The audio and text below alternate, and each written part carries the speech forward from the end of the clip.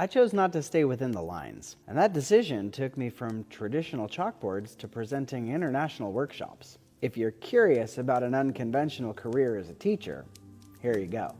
If you're on a unique career path also, pause this for a second and tell me about it in the comments. I'd love to know. Back in 2006, I started before I even had a teaching credential as a long-term substitute at a traditional middle school. I taught English, I taught algebra, I kind of taught it all. But then we had an economic downturn where people were just leaving the area and there were frankly too many teachers. So those teachers, some of them became long-term substitutes, which means I lost my position. So I stayed at home for a year as what I like to call a rebel dad. I had a brand new infant, second of our children. And then you remember Craigslist? Well, I saw an advertisement that a local school was looking for a music teacher. Sure, I thought, I could teach music. I applied. Before I knew it, I was hired as a music teacher for a kindergarten through 8th grade public Waldorf school. I knew nothing about Waldorf education. Well, after 2 years of that and finding a way to finish my credential, I finally took a classroom. At that school, I was a Waldorf-trained teacher. I ended up getting a master's degree in it, actually. After being a music teacher for the whole school for 2 years, I took a group of 5th graders and took them all the way until 8th grade. Then I took up another group of kids and I taught them grades 1, 2, 3. And then I started a homeschool. But it was getting to be too much for me. The amount of work was just undoable for me. Plot twist number 2. I moved to a high school. I literally went from teaching like 1st graders to 9th and 10th graders. I found my current position as an independent study high school teacher. I teach kids in person and also asynchronous. But along the way, I knew I wanted to teach adults.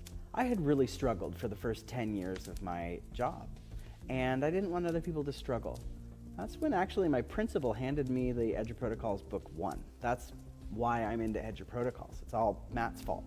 Well, that saved me, and that was the year that we had the Camp Fire, which is to this date, one of the most devastating fires in our nation's history. It burned down my entire town, Paradise, California. We lost a school site, half of our teachers were evacuated, like 80% of our students were evacuated. It was a really rough time. But the certainty of being able to do the eduprotocols made my job doable and enjoyable still. That's only fed me for the past couple of years. Going through COVID and all of those things with distance learning, well, I knew that we had something special and I wanted to share it. And I knew that I liked teaching adults.